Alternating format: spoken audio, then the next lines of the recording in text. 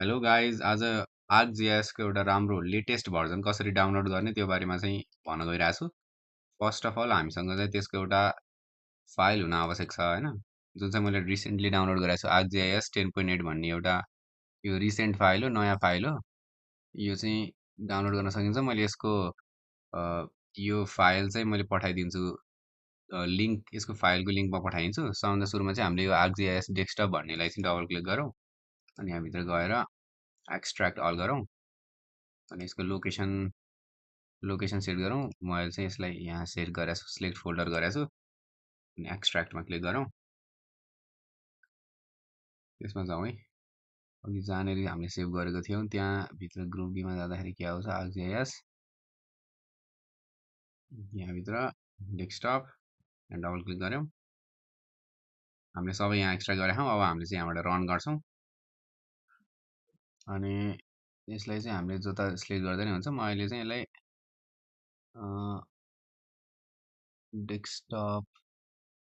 डेस्कटपमा गएर अहिले म यसमै रहन दिन्छु, नेक्स्ट गर्छु। लेट्स सी, अलिकति टाइम लिन सक्छ यसमा चाहिँ, तर no worries. Launch the setup, okay, close गरौँ त के हुन्छ। यस, प्रिपेयरिङ हुँदैछ। यो भनेको चाहिँ बेसिकली पेड सफ्टवेयर हो, तर मैले चाहिँ यसको क्र्याक भर्जन देखाउन गइरहेको हो। अब यहाँ चाहिँ आयो होला, ओके। यहाँ चाहिँ यो हेर्न पनि सकिन्छ, ArcGIS को सेटअपको बारेमा भनेको छ। जस्ट नेक्स्ट गर्ने हो अनि यहाँ I accept the master agreement भनेको छ, यसलाई नेक्स्ट गरौँ। अनि कस्टम गर्न त्यति वर्थ इट छैन, कम्प्लिटमै क्लिक गर्दाखेरि बेस्ट हुन्छ। ओके, अनि हामीले यसको लोकेसन चेन्ज पनि गर्न मिल्छ। यसलाई मैले त्यही रहन दिन्छु। नेक्स्ट नेक्स्ट नेक्स्ट गर्ने। डिफ्रेन्ट डिफ्रेन्ट प्रोग्रामिङहरू युज गरेर गरे रहेछ कि यो चाहिँ, पाइथनहरू युज गरेर। बट एनिवेज यो अलिकति सिभिल इन्जिनियरिङको लागि मस्ट नेसेसरी सफ्टवेयर हो। जिआइएस सिकेर चाहिँ लाइक डिफ्रेन्ट ठाउँको म्यापिङहरू गर्न सकिन्छ। हाम्रो रिसर्चमा पनि जस्तै काठमाडौँ, भक्तपुर र ललितपुरको डिफ्रेन्ट डिफ्रेन्ट प्लेसेसमा चाहिँ हामीले रेनफल भएको अनि अर्बन फ्लडिङ भएको सबै कुराहरू हामीले देखाउन सकिन्छ। सो लाइकवाइज हामीले सबै कुराहरू चाहिँ यहाँनिर गर्न सकिन्छ कि, जस्तै कि कुनै पनि खालको म्याप गर्नु छ अनि कुनै पनि खालको डिस्ट्रिक्ट लोकेसन अनि प्लेसेसहरूलाई देखाउनु छ, कहाँ चाहिँ त्यो हामीले चार्टहरू बनाउँछौँ नि, जसमा चाहिँ रेनफल भर्सेस फ्लडिङको कोरिलेसन देखाउनु पर्यो। अनि कता कता पानी परेको छ, कुन कुन एरियामा पानी परेको छैन, प्रेसिपिटेसनहरूको डेटाहरू राख्न सकिन्छ। अनि काठमाडौँ भ्यालीमा चाहिँ कुन ठाउँमा धेरै फ्लडिङ हुन्छ, बागमती रिभरहरू, विष्णुमती, धोबी खोला, हनुमान्ते रिभरहरू सबैले देख्न सकिन्छ। काठमाडौँको मेजर मेजर प्लेसेसहरू जस्तै कि कोही घुम्नमा सकिन्छ भने पनि त्यो घुम्ने प्लेसेसहरूलाई पनि हाइलाइट गरेर राख्न सकिन्छ। सो यो जिआइएस म्यापिङ भनेको चाहिँ सबै फिल्डमा काम लाग्ने कुरा हो। अलिकति यसमा टाइम लाग्छ होला सायद, लेट्स सी कति टाइम लाग्छ। हल्का लोडिङमा टाइम लाग्छ किनकि यो 2000 years later.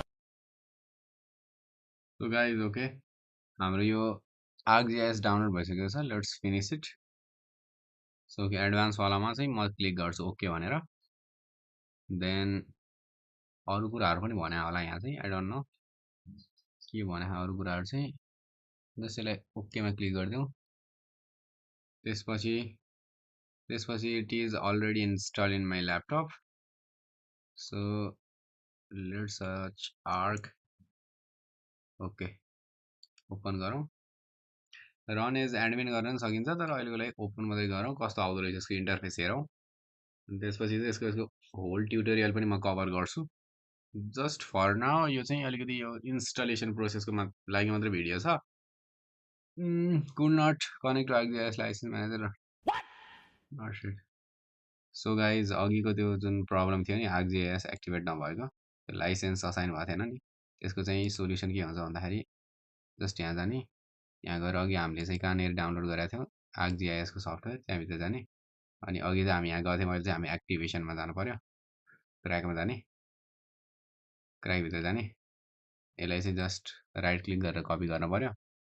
त्यसपछि हामी यो भोल्युम सीमा गइन्छ अनि यो चाहिँ हामी प्रोग्राम फाइलमा गइन्छ। कहिलेकाहीँ यो प्रोग्राम फाइल इन्टु 86 देखाउँदैन, त्यसको लागि चाहिँ हामीले यहाँ अप्सनमा गएर हिडन अप्सनलाई पनि सो गराउनु पर्ने हुन्छ कि भ्यूमा जानु पर्यो।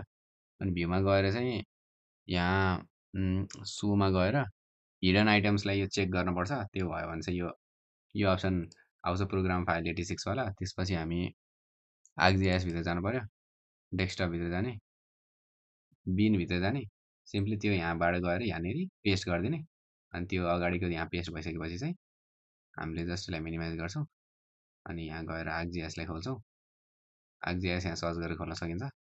ओके, ArcGIS यहाँ खोल्दाखेरि चाहिँ जस्ट लोडिङ भइरहेछ। अब यो खुल्न पर्छ है।